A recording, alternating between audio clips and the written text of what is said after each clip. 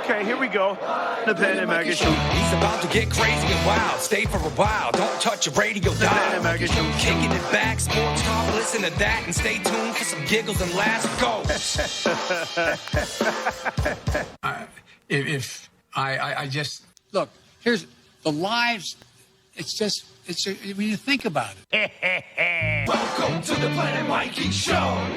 That was the President of the United States. Oh, Joe Biden? Yeah, that was him. Oh, no wonder I couldn't understand a fucking thing he said. Oh, sorry. It's the Planet Mikey podcast. It's the, okay, we had a week's vacation. Yeah. Smitty went out west. Yeah. Found himself. Went to Big Sur. Watched the sunrise. Did some LSD. And he's fine now. Thank you. Meanwhile, Ben did what he always does. All it took was a couple, maybe 1.5 tubes of KY jelly. Right, Ben? I'm Mike Adams, your host on the amazing, and very popular Planet Mikey podcast. Heard nationwide, worldwide, wherever you get your podcasts. I always like that expression. Yeah, where do you get yours? Kmart. Yeah, I dig mine out of the garbage. We are going to talk to one of the funniest people in the entire world, one of my favorite people. Tony V is with us via phone. This is high tech, Tony. How are you? I'm fantastic, Michael, and yourself? I feel like $50. That's great. That's great. How's things going? Like pocket change right now. That's it. You know, I sort of got a little lint on me. A little linty, yeah.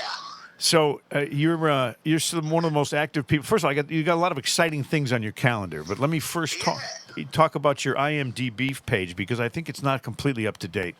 Probably not. Although 4th of July is on there. Oh, is there? Then somebody else put it on because I don't know how to do any of that shit. Yeah, I noticed because the Brotherhood wasn't on your page. Yeah. You know, all these great things you've done. That's not on the IMDb? No, it's not on there. Chappaquiddick's on there. Yeah? Yeah, Chappaquiddick's on there. And I feel pretty. You played the part of the dry cleaner. I was the dry cleaner in that, yeah. And you played. Now, here's the other thing. The Big Poppy commercial. Do you mind if I ask you, what would you get paid for that? Because you only had one line. It doesn't matter. You get paid. I mean, I didn't get paid as much as Big Poppy.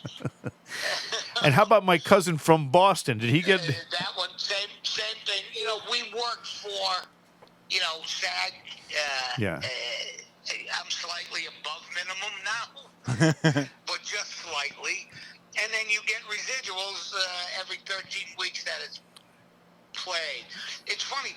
The Super Bowl commercial, the Hyundai Smart Park. Yeah.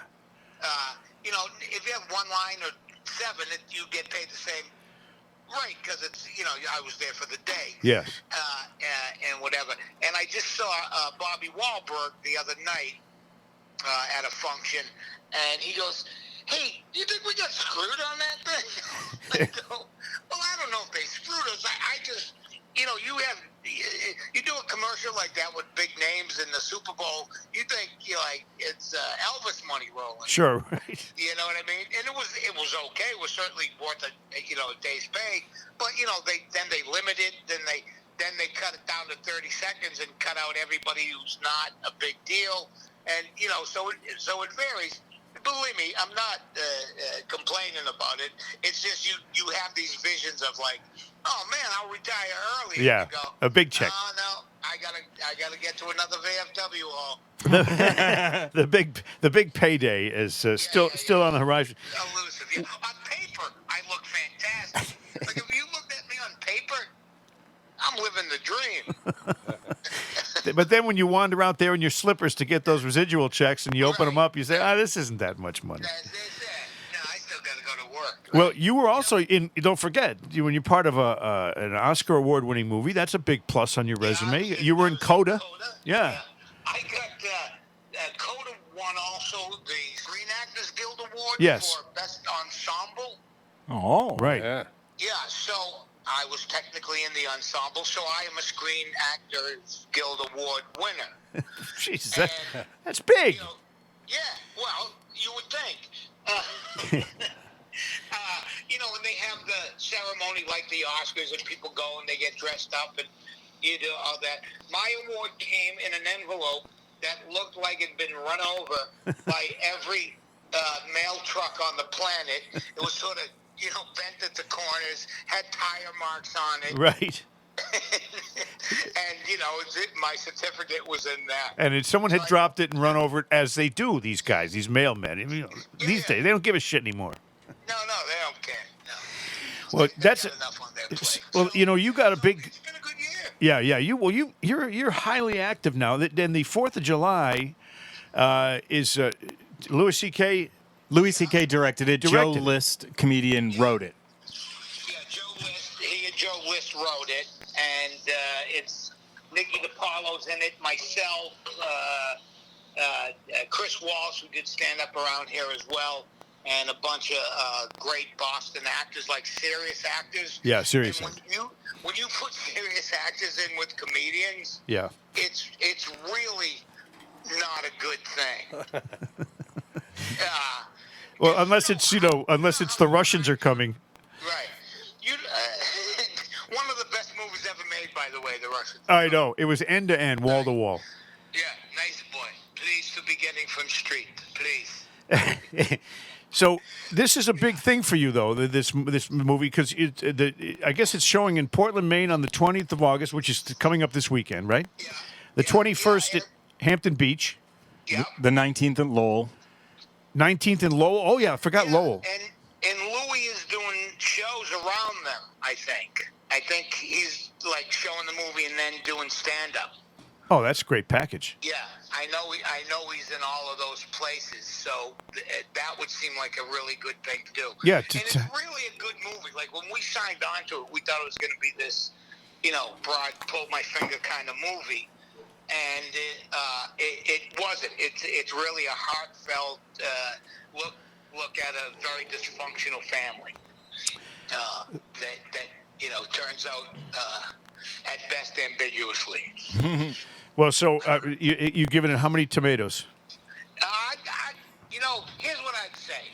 I would throw 3, hold back 1. Hold back. Now you also have. This is here we are, the 17th of August. By the way, you mentioned Elvis, and he died 45 years ago yesterday. Yes, it was. Yeah, it wasn't his last show either supposed to be or in Portland, Maine? Yes, and it was the next night from when he died. And Yes. you know what's really weird about that is, we all know that he died when he was taking a shit. Yeah. Can you name 2 other people who died on film while they were taking a shit? I know one of them. One was The Sopranos, Johnny Fiore. Yeah, our good buddy John Fiore, who's been on this podcast 4 times. Yep. Yeah. Who else? And who's the other one that I know of? He's one. I'll give you a hint. He's 1 day older than. No, this is not going to help you. He's one. He doesn't know that. He's 1 day older than me, and he was a famous disco dancer in film also. A famous disco dancer in film. Yep. And here's another one. Danny Terrio? No, is he still famous? No, it was John Travolta in Pulp Fiction. I was going to say John Travolta. That's right. Yeah, they shot him into the toilet, and he died on the toilet. Yeah.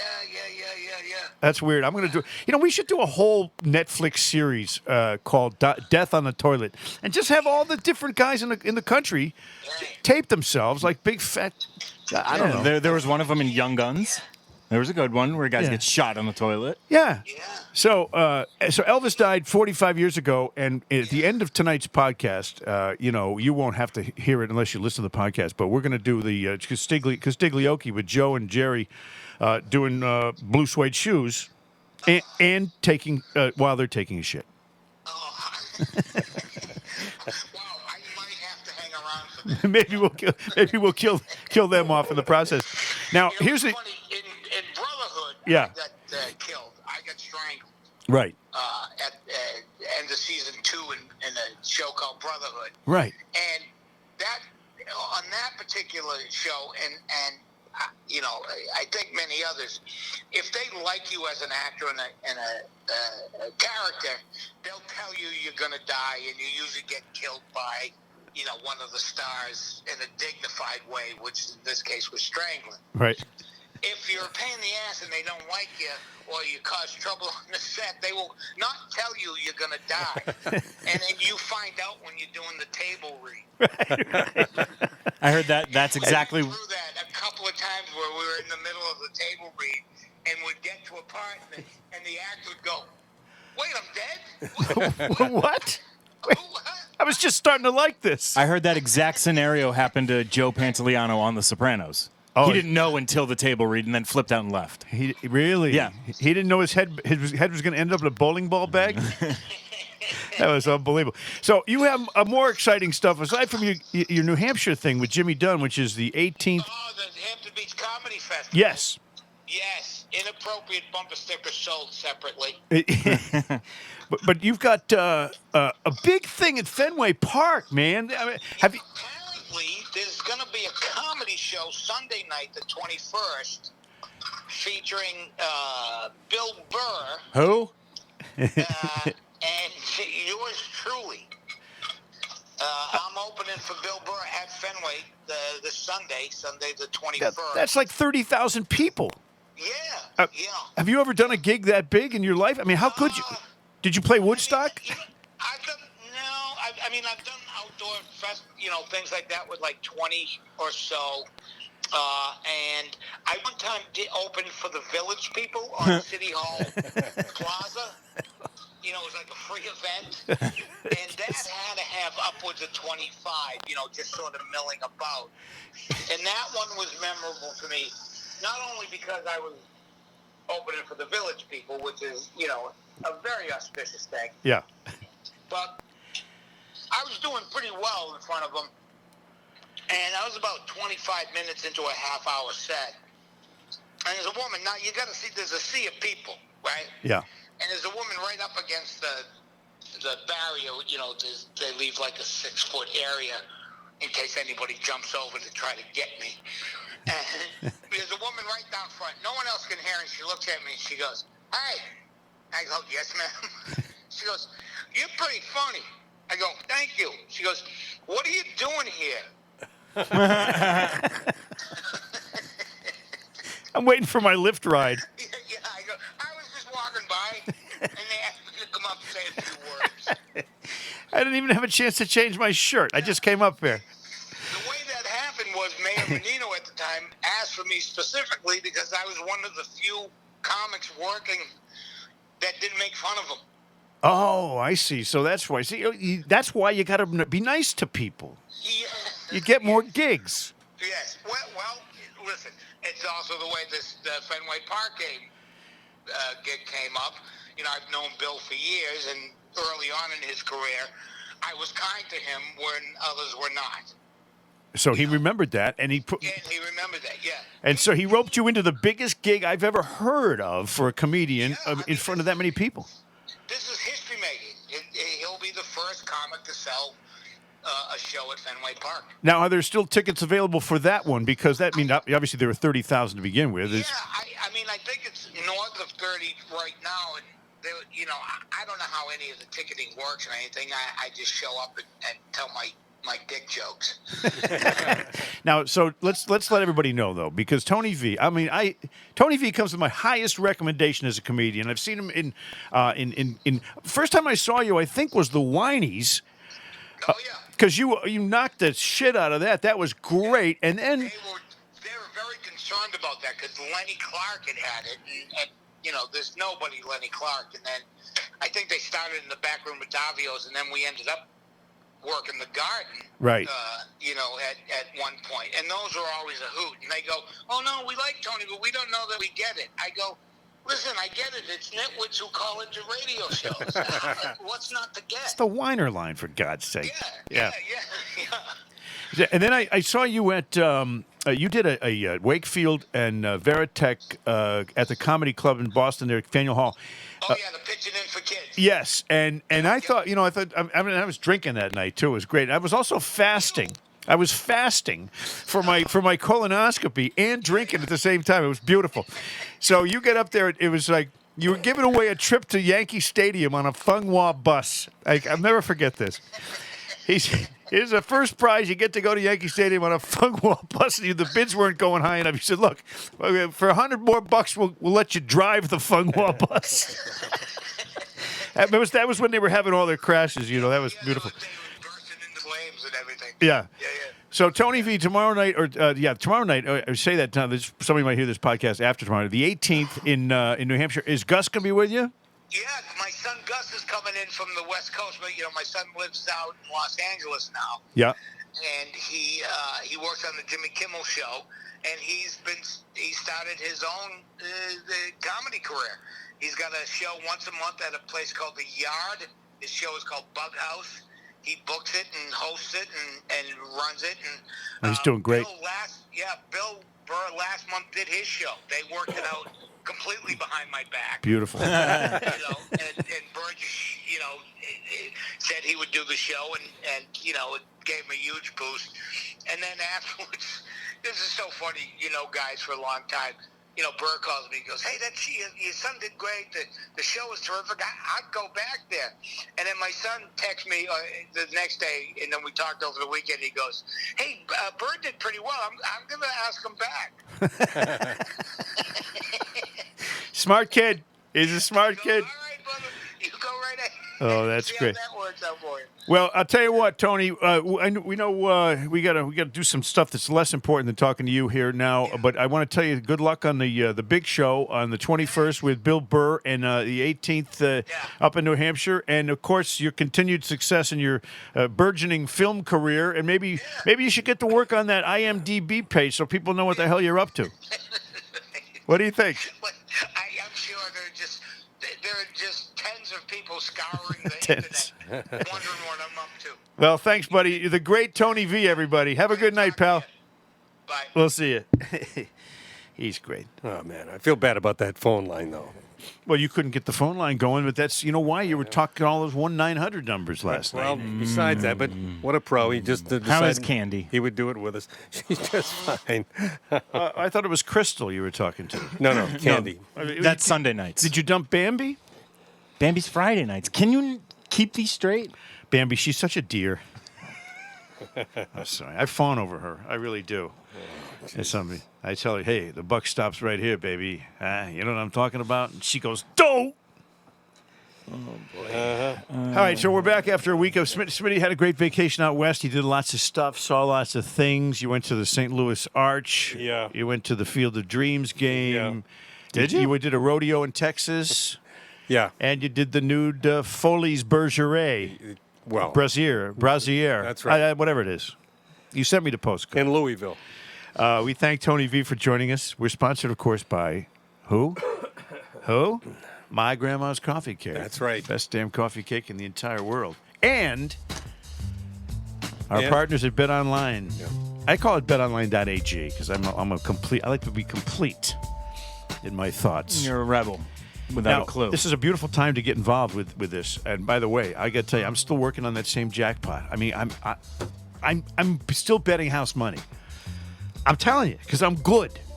From that Red Sox run in June? All that stuff. Jeez. Good for you. You got all the latest odds are there. All the games. Now, because playoffs are coming in baseball. That's one thing. Football's starting in, 2 weeks? 2-3 weeks? Yeah, you can get some bets in on the preseason. Preseason football if you want to. But meanwhile, there's good baseball activity going on. And now that I've gotten myself hip on all the teams, my bets have been very concise and very lucrative, if you will. You know what I'm saying? Well, you're rather proficient when it comes to this sort of stuff. Here's the thing. I'm like Fredo in The Godfather. Yeah. I'm not dumb. I'm smart. I can handle things. I'm smart, not dumb. Give it to Fredo. Let Fredo do it. What you do is you head to the website, betonline.ag. You make a deposit, and what they're going to do is they're going to give you 50% of that deposit as a bonus, free. Ooh. So let's just throw out a number. $100. Let's say you put in $100. $200. $100, you get 50, $300. Okay, so you know what I'm saying? 50%. $400. Yeah, you get $200 free. Okay. $77.13. Bet right into the football. Shut up. You can bet right into the football season with it. BetOnline.ag, your continued source for your sports wagering information, your live betting, playoffs, esports, everything. They got everything. And it's an awesome site, too. There's no nude women on it, though. Well, You want to bet on that? 50% bonus. And what do you have to do with the promo code? CLNS50. I'll say it again for those of you who hear slowly. CLNS50. And you get the 50% bonus. You get into the action. BetOnline is where the game starts. where it ends, nobody knows. Member FDIC. Yeah. Now, I really like Tony V. He's just he's a best. great guy, and he's funny all Good the guy. time. I mean, I played 18 holes with him and Lenny Clark, and I was laughing every hole. It was like, no, honestly, he's just a funny guy. And by the way, speaking of guys who aren't funny, you know who I saw in Southie? Who did you see in Southie? Greg Hill. Oh. What was that? Well, he's not funny. Then you see. He's not funny. Sorry, Greg Hill. The people around him can be funny. And I think I give him a B+ as a host because he keeps things moving. Yeah, he does. But he, as a big personality, a Mr. Funny guy, you know. In fact, I'm going to do a whole report card on all the WEEI people. I am, because I have the right to do that. I spent 23 years at WEEI. I've been a radio program director in my life, you know. Plus, I'm a prick. So are you going to do sort of like a strengths and weaknesses report? Yep. Yeah. I'm going to rank them. I'll do it next week. I can tell you right now already. Yeah, Andy Gresh is going to get an A for former fat guy. Former. That's right. Although he still sounds fat when he talks. When you hear him talk, he still sounds like a big fat tub of shit. A Week in 180 can't do that. Get away with that. That's or because get that out your of first system. impression of Gresh was when he was rather large. Yes. And now that Well, he's he's a big lost fat the tub weight, of shit back then and when I his knew him. voice still sounds the same, so therefore the impression still remains. Right, exactly. I listened to the weekend to I heard Brian Barrett, who's the guy on the conservative Shapiro? What's his name? Ben Shapiro. Ben Shapiro. Ben, yeah. He's like the sports stat version of Ben Shapiro when he's on the radio. He talks really fast. That's who he reminds me of. I'm not saying he's conservative or anything. Well, he's not going to be on EEI for long. He's going somewhere? He's going to the Ringer, Bill Simmons Network. Oh, you know what to that do means? a Boston-based sports podcast. That means click back to mutt. I'm not doing it. Have you heard the latest news story about how rosaries are considered to be weapons now? Because yes. And now, the news. I'm Dirk Lerfman. I'm not going to do the rosary story, though, because it offends me. Oh, okay. My mother was Catholic, right. Is still in heaven, up there in heaven. She taught me all about the Ten Commandments. She had rosary beads. Yeah. My mother was a hardcore Catholic. I do have news stories, though, so you can keep that. Oh, you do? Oh, yeah. It was video. There are currently 500 people working on pandemic fund cases across 21 inspectors general's offices. Why? Well, $170 billion worth of fraud and theft has taken place in the roughly $5 trillion in federal COVID money. Say it isn't so. So the American people somehow found a way to put one over on Joe Biden because he's so wide awake, and I'm sure his crew is just as good. $170 billion stolen from the taxpayers of America. That's you, me. One guy bought a mansion. One guy bought a yacht. I mean, they're just reaching in and stealing all the money, and there was no... Oh, I'll read the story. Your hero, Tom Brady, took some of that money for his business. Just saying. The $5 trillion in federal COVID relief money approved in 20 and 21 with few strings and no oversight has resulted in one of the largest frauds in the history of America. Who'd have thunk it? Billions of dollars stolen by thousands of people. Yep. 50 agents are sorting through 2 million potentially fraudulent loan applications. The government's already charged 1,500 people. You know, that's the very first thing those 87,000 new IRS agents should take care of instead of coming after us. Well, if they were Border Patrol guys, that would be nice. They could stand at the border and keep 2 million more people from coming into the country illegally, but that's another story. Okay. 450 people convicted, 1,500 people charged. 39,000 investigations are going right now. Can you imagine Jesus. the money that's being spent just on the thinking that. investigation? How much money are we now spending on the investigation? Because So they we're pissed doubling away the down. money and they didn't do any oversight.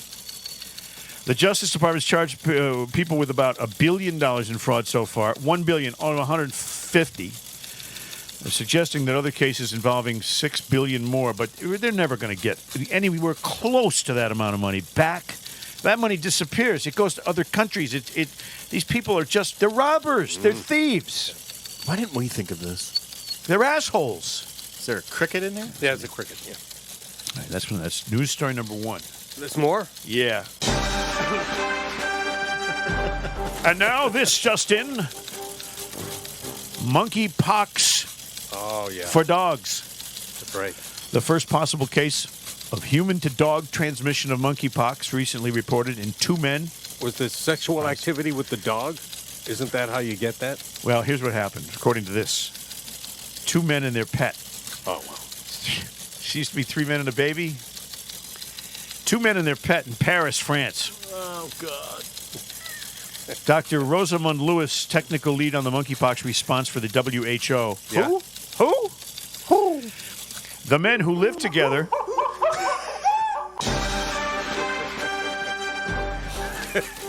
I'm surprised Mutt doesn't have monkeypox just because of the way he looks. The men who live together and are in a non-exclusive relationship. Oh, yeah. Yeah, they're both dating the dog. It pretty much means they'll stick it anywhere.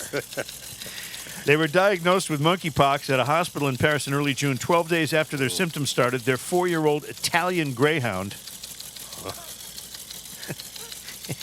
Fabio, I don't know what his name is. I just made that up. But they do have an Italian greyhound. He also started showing symptoms, too. The dog developed lesions and tested positive for the same type of monkeypox as one of the owners. That's Is there more terrible. than one type of monkeypox? I don't know. That's terrible. The cheetah? Is there chimppox? Chimpox, Chimpanzee? orangutan pox, You orang your own tang. Thank you very much. spider monkey pox. According to the report, the men said that they let their dogs sleep in bed with them and Yeah. that they had been careful to keep their pet away from other animals or humans from the start of their own symptoms before the dog's symptoms started. To the best of our knowledge, the kinetics of symptom onset in both patients and subsequently the dog suggest human-to-dog transmission of the monkeypox virus. Oh, yeah. Now, there's a lot of ways it could happen. Let's not immediately jump to the conclusion No, they fucked that dog. that happened. I mean, they could have been just cuddling and licking. Honestly, this fucking story really bothers me. I'm sorry. The whole monkeypox thing bothers me. Of course it does. Monkeypox. Jesus. I know. You know, there used to be chicken pox. You get it only on your pecker. But no. Story number 3. Thanks for cutting him off there, Bill. That was well done. Minneapolis Public Schools defending the deal with the teachers union. Have you heard about this? No. Minnesota Public Schools have decided that they can lay off white educators ahead of their less senior minority colleagues, arguing that it's a necessary measure to remedy, quote, the effects of past discrimination. In other words, if you've been there 30 years and there's someone who's been there 5 years, if that person is a minority, they'll keep their job and you'll get fired because you're white. When your house is on fire and you call the fire department, Right. do they bring more fire? Unbelievable, isn't it? Yeah. Isn't it? So you're fighting discrimination with discrimination? I'll read you the quote. It's the dumbest thing I've heard. It's dumb. It's dumb. Here's the quote from the release. To remedy the continuing effects of past discrimination, Minneapolis Public Schools and the Minneapolis Federation of Teachers, which is MFT, motherfucking teachers, Yeah. Oh, I like that.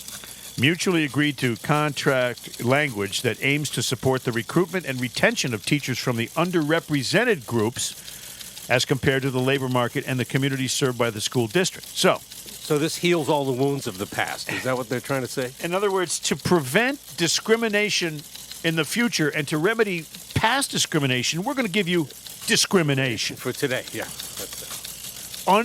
unbelievable. First of all, I think 14th Amendment, they're going to prevent this. These people are how- involved with Scary, our man. education system. How about we want the kids to get educated, and we want the best teachers that we can possibly get to educate them, and then shut the fuck up about anything else with this other shit. We're going to hire everybody who applies that's of an underrepresented community, but don't tell us to fire good teachers because they've been there longer and they're not minorities. That's bullshit.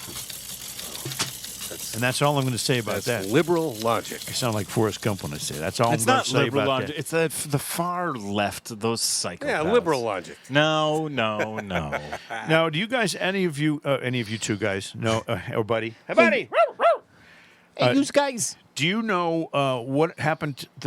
I saw a new flavor of Girl Scout cookies coming out. Yeah, the Girl Scouts are still putting out their cookies. This is called Raspberry-licious. Yeah. They're still putting out cookies, but the Boy Scouts have been like, they're gone, right? Did the Boy Scouts ever put out cookies? No, not the cookies. The whole organization, Boy Scouts, because they're sued by so many people for molestation charges. So Boy Scouts are not going to exist anymore, and Girl Scouts are going to continue capitalistically standing in front of grocery stores and selling you way overpriced cookies. Now, they're good, Yep. but they're overpriced. $5 a box. I like the do-si-dos. I want some Samoans, not some caramel delights. I like those Samoans, too. So Yeah. good. Yeah. Those are the best. I like Samoan women, too. They're big. They're big and they're strong. You can crush your coconuts. Hairy. All right, now, Hairy. some. The Girl Scout cookie flavor, be watching for it, is Raspberry-licious. Yeah. But I was just curious when I saw this story. I said, well, Boy Scouts, I know that they're in trouble as an organization, which is too bad. I learned everything I ever learned was at Boy Scout camp. And it was great. Excuse me. It's too bad they didn't follow their own motto. I have some pet peeves I'd like to list for you. Pet peeves. Yeah. What are they, Mike? Gas stations where you pump your own gas, Yeah. $4.95 a gallon, or whatever it is now. It's $4.40 a gallon. Yeah. And you fill it up, and then it says, would you like a receipt? And you go, yes, and it doesn't print because there's no paper. Oh, of course. Now you got to go all the way in and stand behind some 5 people maybe buying lottery tickets sometimes, or buying Ring Ding Juniors. Or, Now, you need the receipt for your business. I do because I write that shit off. Yeah. I'm a highly recognized decorated Lyft driver. Well, the back seat's decorated. Now, what do you think of that? I mean, some lazy asshole can't go out and change the paper, so I don't have to. So every customer doesn't have to get peeved and walk in there and have to. Yeah. I need a receipt, pump 3. What do you use your card? Yeah. Or- Yeah. Well, the good thing with that is you'd at least have the transaction on your statement. I So know, you but don't. I like to have the receipts in my hand because you don't know. What if they charge me more than I actually want? What if they charge me for pump 3 and pump 4 instead of pump 5? Trust but verify. When does that ever happen? I've never heard of that happen. You mind your own beeswax. I know what I'm doing. I'm a professional. Another pet peeve. This guy, Fernando Tatis Jr. Junior. What a moron. This guy was making how much? $300 million? Oh, yeah. And he missed almost the whole season with an injury from a motorcycle accident, right? Yeah. He was about to come back. Yeah, he's a young kid. He's a great superstar of the future. But guess what? He's a cheater now. He's in the same category as Manny Ramirez, Alex Rodriguez, all these cheats. Bare Bones, Roger Clemens, Because Brian he Brown. had steroids in his system. Now, here's the thing, and I love Dominican people. I've been to the Dominican Republic. I love the people there. But I got to say this. Their ball players cheat, many of them. I mean, I can't say all of them, but there's a really good shot that many, high percentage. I looked it up. There's been 82 people that were on Major League rosters at the times they were busted and suspended for steroid use. 82 times that's happened. 29 of them were Dominican. 29 out of 82 steroid busts have been Dominican players. Now you say, well, Manny, he's Dominican, although he grew up in New York. Sammy Sosa, right? Dominican? Yeah, I believe so. How about Rafael Palmeiro? I mean, I think he was Cuban. That doesn't matter. It doesn't really, because I got the stats right here. You know what I'm saying? Yeah. A-Rod, Manny, the biggest steroid abusers of all time, and Manny got busted twice, because he said Dumkov. You know, what's up with that? So you got. I don't want to say just take a whole nationality, Dominican people, and throw them into this. But these stats don't reflect well on what's going on. And I know that they're trying to bust loose from a country that has nothing but poverty going on, and they're trying to. I understand all that, and it's the same thing with the people crossing the border. I understand why they want to come to America, because their country sucks, and it's poor and it's shitty conditions. I get that. That doesn't mean we can have open borders. Or that doesn't mean that, I don't know. When I see the records falling in baseball and guys getting $300 million to play the game and then they turn out to be cheaters, guess what? What? They don't have a... What'd you think about his excuse? Yeah. Just a ringworm. I had a medication. ringworm. He's a fucking high school wrestler. What the hell? Where is he getting ringworm from? Oh, God. I don't know. Honestly, thank God it's not monkeypox. I mean, he'll forever be tainted, but if he had come out and said, listen, I was hurt. I was trying to get back. I wanted to win a title, blah, blah, blah. Like, say all that kind of stuff. And everyone's like, yeah, all right. Like, you're still a cheater, but we don't hate you. We're not going to forever hate you. The whole world it's crazy right now what's going on in the world out there today. You know what? They need me to straighten out every single one of these problems. I heard a lady, I want a couple Lyft stories? Did you say lift? Yeah. On the road again. Aha. I can't.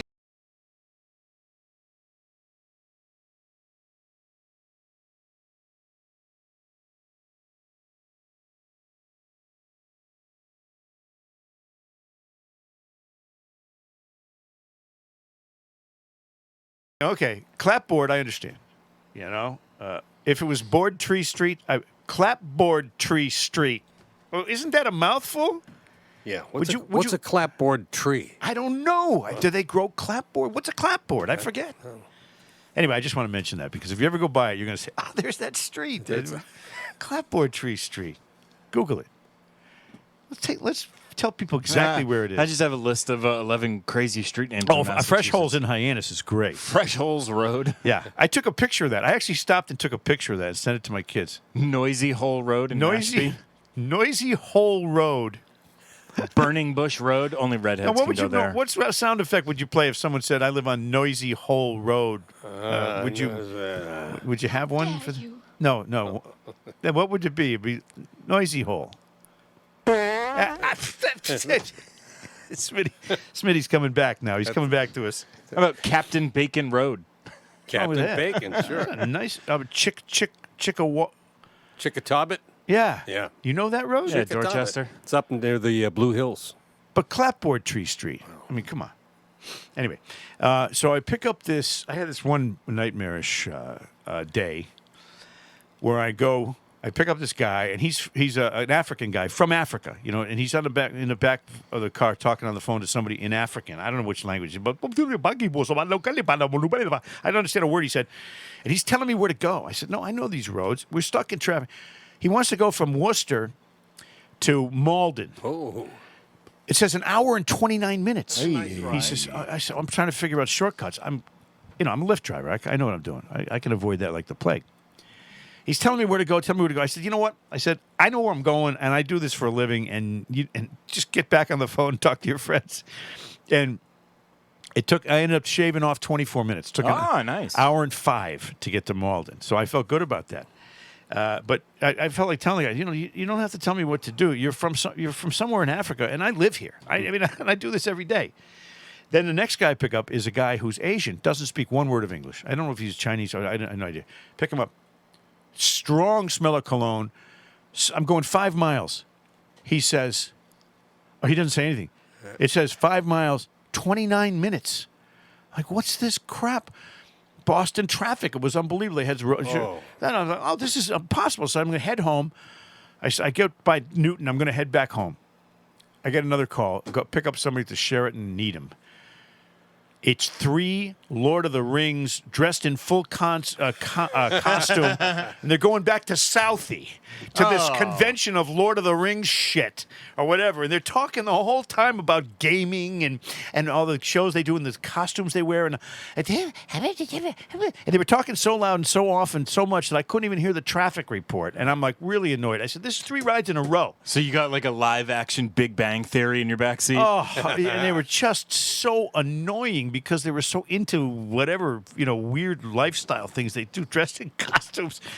I had a not rough have day. sex is one of their lifestyle choices. Then I picked up these 2 ladies, a mother and a daughter in Worcester, and the fat daughter was talking to her mother, talking about the Fat dog. That's what she was saying. She was saying she didn't like this person, the stylist that she has. And here's what she said. Fat it was daughter so has a stylist? racist. She says, when the store is full, she acts like she's American, but when the store is almost empty, she acts Asian. So it's an Asian woman. And she goes, and she messed up my mustache, too. There you go. I'm hearing all this shit. I don't want to hear any of this shit. Yeah, there you go. Oh, so you don't like her because she messed up your mustache or because she acts Asian and she is Asian? I mean, what do you want from me?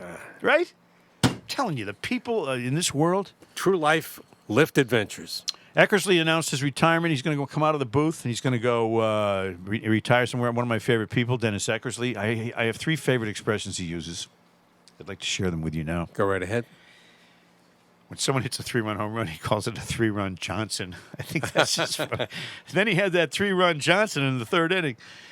When he said, oh, the pitcher came out and it doesn't normally throw a fastball, but he got somebody out with a fastball. He says, oh, he must be going to cheese school. Heck, he's so weird. And then the other one he said was when he calls somebody Gas Masterson. Somebody comes in and they're a fastball guy, he calls them Gas Masterson. When someone comes in and they have crappy fastball and they throw it, he calls them Yak Masterson. So he's just an original, Yep. and we're gonna miss listening to him. I think he's really, really fun to listen to. You get him on the podcast. hanging around with him when you're listening to him. I will try to get him on the podcast. Yeah. I have his number right here. Sure. Right here. We'll get Eck guy because he's a great guy. I think we've covered quite a bit. Yeah. Is it like how long we've been doing this for? An hour? 42 minutes? Yeah, 42 Oh minutes. shit! Let's do it. Let's get Joe and Jerry in here in honor of the death of Elvis Presley 45 years ago.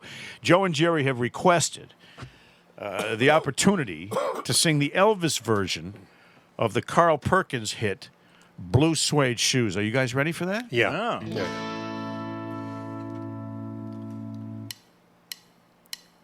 Well, it's 1 for the money, 2 for the show, 3 to get ready. Now go, cat, go! Don't you step on my blue suede shoes, Joe. That's yours. You can do anything but stay off of my blue suede shoes. Hey, you can knock me down, sit on my face, slander my name all over the place. Do anything that you want to do, but honey, stay off of my shoes. Don't you step on my blue suede shoes. Well, you could do anything but stay off of my blue suede shoes, Joseph. Walk the dog, True. Walk the dog, Joe. Get dog shit on my blue suede shoes. Don't step on it. Well, you can burn my house, steal my car, drink my liquor from an old fruit jar. Do anything you want to do, but honey, stay off of my shoes, don't you? Step on my blue suede shoes. Well, you can do anything but stay off of my blue suede shoes. Rock it. Did you ad-lib that, Joe? That rocket line? That's pretty clever. I thought I'd throw that in there. Sound hip. Yeah, rocket. That's real hip, Joe. Well, it's 1 for the money, 2 for the show, 3 to get ready. Now go, go, go, and don't you step on my goddamn blue suede shoes, you asswipe. You can do anything but stay off of my blue suede shoes. What color? Blue, blue, blue suede shoes. Blue, blue, blue, blue suede shoes, yeah. Blue, blue, blue suede shoes. Blue, blue, blue suede shoes. I think I just blew my lunch.